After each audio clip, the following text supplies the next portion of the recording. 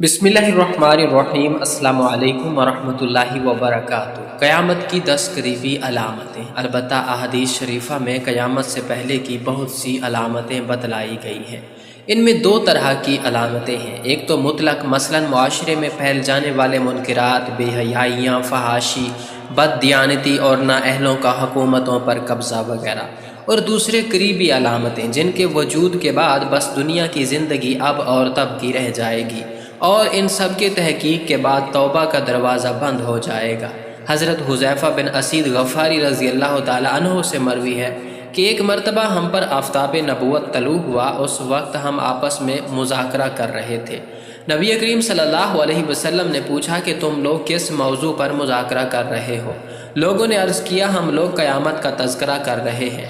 नबी सल्लल्लाहु अलैहि वसल्लम ने फरमाया, क़यामत उस वक्त तक कायम ना होगी जब तक कि तुम इससे पहले 10 अलामतें ना देख लो।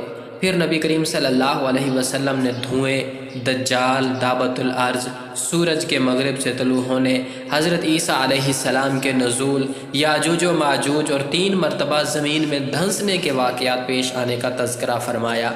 उनमें से एक वाक़या मशरिक़ में पेश आएगा, एक मगरिब में और एक जज़ीरा अरब में, और सबसे आखिर में वो एक आग होगी जो यमन से निकलेगी और उन लोगों को जमा होने की जगह की तरफ धकेल देगी। इस हदीस में नबी पाक सल्लल्लाहु अलैहि वसल्लम ने क़यामत की 10 बड़ी अलामतें बयान फरमाई हैं। लेकिन ये बात वाज़ेह रहनी चाहिए कि नबी सल्लल्लाहु अलैहि वसल्लम का मकसद सिर्फ़ इन अलामात को बयान करना है। इन अलामात में तरतीब ज़मानी का ख्याल रखना मकसूद नहीं है और ना ही ये अलामात ज़मानी तरतीब के मुताबिक हैं, बल्कि इनमें से कुछ अलामात वो होंगी जो पहले ज़ाहिर होंगी और कुछ अलामात इनके बाद ज़ाहिर होंगी। यहाँ इन अलामात की मुख्तसर वजाहत दर्ज की जाती है ताकि हदीस का मफ़हूम वाज़ेह हो जाए। लेकिन इसके लिए हम नबी करीम सल्लल्लाहु अलैहि वसल्लम की तरतीब में तब्दीली पैदा नहीं करेंगे और इसी तरतीब से इनकी वजाहत करेंगे। चुनांचे सबसे पहली अलामत नबी सल्लल्लाहु अलैहि वसल्लम ने एक धुआं करार दी है। मुहद्दिसीन ने इसकी वजाहत में तहरीर फरमाया है कि क़यामत के करीब एक दिन कहीं से धुआं निकलेगा। वो धुआं बढ़ते बढ़ते मशरिक़ से लेकर मगरिब तक और शुमाल से लेकर जनूब तक फैल जाएगा और मुसलसल 40 दिन तक बरकरार रहेगा। ज़ाहिर है कि जिसकी वजह से लोग सख्त परेशान हो जाएंगे, क्योंकि अगर किसी घर में लकड़ी के चूल्हे पर रोटियां या सालन पक रहा हो तो वहाँ से निकलने वाला मामूली धुआं लोगों के लिए नाकाबिले बर्दाश्त होता है। ऐसा धुआं निकले जो पूरे आलम को अपनी लपेट में ले ले। लेकिन इससे भी ज़्यादा ताज्जुब की बात यह है कि मुसलमान इस धुएं की वजह से सिर्फ नज़ला और ज़ुकाम का शिकार होंगे, जबकि मुनाफिकीन और कुफार इसकी वजह से बेहोश हो जाएंगे और कई कई दिन तक बेहोश रहेंगे। बिलाखिर 40 दिन के बाद ये धुआं खुद ब खुद गायब हो जाएगा। दूसरी अलामत दज्जाल का खरूज है। इस पर तफसीली वीडियो भी बन चुकी है। तीसरी अलामत दाबतुल अर्ज़ का खरूज है। दाबतुल अर्ज़ का लफ्ज़ी मैनी होता है ज़मीन का चौपाया और इससे मुराद दीमक होती है जो लकड़ी को चाट जाती है और लकड़ी भुरभुरी होकर बेकार हो जाती है। लेकिन जब अलामात क़यामत के बयान में यह लफ्ज़ बोला जाता है तो इससे मुराद वो मखसूस जानवर लिया जाता है जो क़यामत के करीब खरूज करेगा।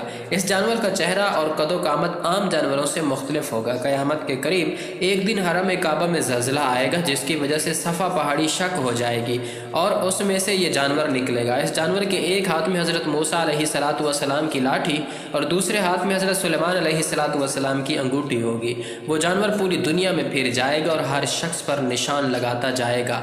जो शख्स मुसलमान होगा ये जानवर उस पर हज़रत सुलेमान अलैहिस्सलाम की अंगूठी से निशान लगाएगा और इसकी पेशानी पर मोमिन लिख देगा, और जो शख्स काफिर होगा ये जानवर उस पर मोहर लगा देगा और उसकी पेशानी पर काफिर लिख देगा। ये जानवर इंतहाई तेज़ रफ्तार होगा और कोई शख्स दौड़ में इसका मुकाबला नहीं कर सकेगा।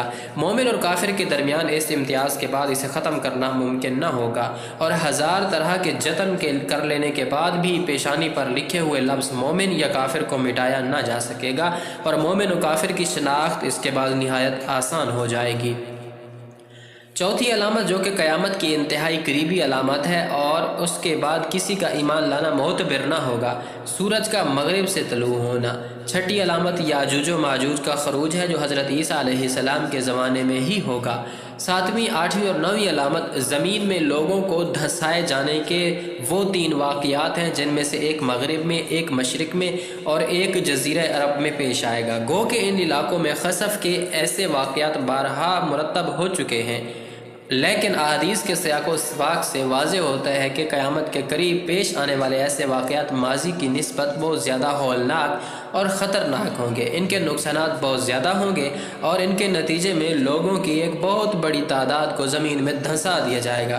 10ویں اور آخری علامت سرزمین یمن سے ایک آگ کا خروج ہے جو لوگوں کا پیچھا کرے گی اور انہیں گھیر گھار کر ملک شام میں جمع کر دے گی۔ خلاصہ کلام یہ ہے کہ قیامت سے پہلے ان 10 علامتوں کا پورا ہونا ضروری ہے۔ جب تک کہ یہ علامات پوری نہ ہوں گی قیامت نہ آئے گی۔ حضرت ابو ہریرہ رضی اللہ تعالی عنہ سے مروی ہے کہ نبی کریم صلی اللہ علیہ وسلم نے فرمایا قیامت قائم نہ ہوگی یہاں تک کہ کچھ دجال اور کذاب بھیج دیے جائیں جو 30 کے قریب ہوں گے اور ان میں سے ہر ایک کا یہی گمان ہوگا کہ وہ اللہ کا رسول ہے۔ روئے زمین پر تاریخ انسانیت کا یہ سب سے بڑا فتنہ ہوگا جو اپنے وقت پر رونما ہوگا۔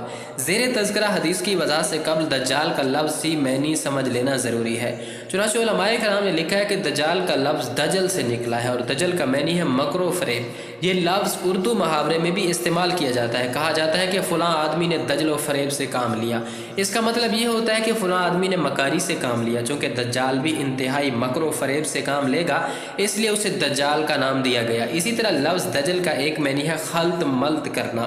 چونکہ دجال حق اور باطل کو خلط ملط کر دے گا کہ ان دونوں میں امتیاز کرنا مشکل ہو جائے گا، اس لیے اسے دجال کا نام دیا گیا۔ نبی کریم صلی اللہ علیہ وآلہ وسلم نے یہ پیشن گوئی فرمائی ہے کہ قیامت آنے سے پہلے 30 دجال اور کذاب لوگ آئیں گے، ان میں سے ہر شخص نبوت کا دعویٰ کرے گا اور خود کو اللہ کا پیغمبر قرار دیتا ہوگا، حالانکہ اللہ تعالیٰ نے نبوت اور رسالت کا سلسلہ جناب محمد الرسول اللہ صلی اللہ علیہ وآلہ وسلم پر ختم فرما دیا۔ ان کے بعد کوئی نبی اور پیغمبر نہیں آئے گا، اور اگر کوئی شخص نبوت کا دعویٰ کرتا ہے وہ جھوٹا اور کذاب و دجال ہے۔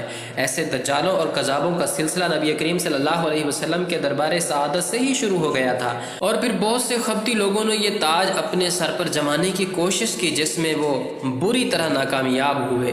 ایسے لوگوں کی تعداد بہت زیادہ ہے، اور زیر تذکرہ حدیث میں 30 کا عدد یا تو کثرت بیان کرنے کے لیے ہے یا پھر نبی کریم صلی اللہ علیہ وسلم کا مقصد یہ ہے کہ نبوت کا جھوٹا دعویٰ کرنے والے دجالوں میں سے 30 کذابوں کا فتنہ بہت زیادہ پھیل جائے گا۔ ان کے معتقدین کا دائرہ بہت وسیع ہو جائے گا اور ان کے فتنے سے مسلمانوں کی اچھی خاصی تعداد متاثر ہوگی۔ بالآخر اللہ تبارک و تعالیٰ انہیں اور ان کے ہم نواؤں کو تباہ و برباد فرمائیں گے۔ ان کا سب سے آخری فرد وہ دجال اکبر ہوگا جن تمام دجالوں اور کذابوں سے بڑھ کر فتنہ ہوگا، اور اس کی وجہ سے مسلمانوں کو سخت آزمائش کی جائے گی۔ اس فہرست میں سب سے پہلا نام مسلمہ کذاب کا ہے جس نے نبی کریم صلی اللہ علیہ وسلم کی حیات طیبہ میں نبوت کا دعویٰ کر دیا تھا اور یمامہ کے لوگوں نے اس کی نبوت کو تسلیم کر لیا تھا۔ اسی طرح یمن میں اسود انسی نے اسی دور میں نبوت کا دعویٰ کر دیا۔ سیدنا صدیق اکبر رضی اللہ تعالیٰ عنہ کے دور خلافت میں بنو اسد بن خزیمہ کے طلحہ بن خیلد نے نبوت کا دعویٰ کیا۔ بنو تمیم کی ایک عورت شجاع تمیمہ کو شوق چڑھا اور عورت نے بھی نبوت کا دعویٰ کر دیا۔ ان لوگوں کے واقعات مشہور اور لوگوں کو معلوم ہے، اس لیے ان کی تفصیل میں ہم نہیں جائیں گے۔ تاہم اتنی بات واضح کرنا ضروری ہے کہ اسود انسی تو نبی کریم صلی اللہ علیہ وسلم کے دار سعادت میں ہی مارا گیا تھا۔ مسلمہ کذاب کو سیدنا صدیق اکبر نے کیفر کردار تک پہنچایا، جبکہ طلحہ اور شجاع نے اپنے اس دعوے سے توبہ کر لی تھی۔ نبوت کا جھوٹا دعویٰ کرنے والے ان دجالوں کا سلسلہ چلتا رہا۔ شیطان کے چیلے انسانوں کی شکل میں شیطانیت اور گمراہی پھیلاتے رہے، لیکن ہر زمانے میں ان کے جھوٹ اور دجل و فریب کو واضح کرنے کے لیے اللہ تبارک و تعالیٰ نے اپنے چند بندوں سے کام لیا اور لوگوں کے سامنے حق کو نمایاں کر دیا۔ ماضی قریب میں ایک مخبوط الحواس آدمی کے دل دماغ پر بھی شیطان قابض ہوا اور اسے اس کام پر آمادہ کیا۔ چنانچہ پہلے تو اس نے مہدی ہونے کا دعویٰ کیا، پھر اس نے مسیح اللہ ہونے کا دعویٰ کر دیا، اور پھر چھلانگ لگائی تو نبوت کا دعویٰ کر بیٹھا۔ اللہ تعالیٰ ہم سب کو ان فتنوں سے بچائے، آمین یا رب العالمین۔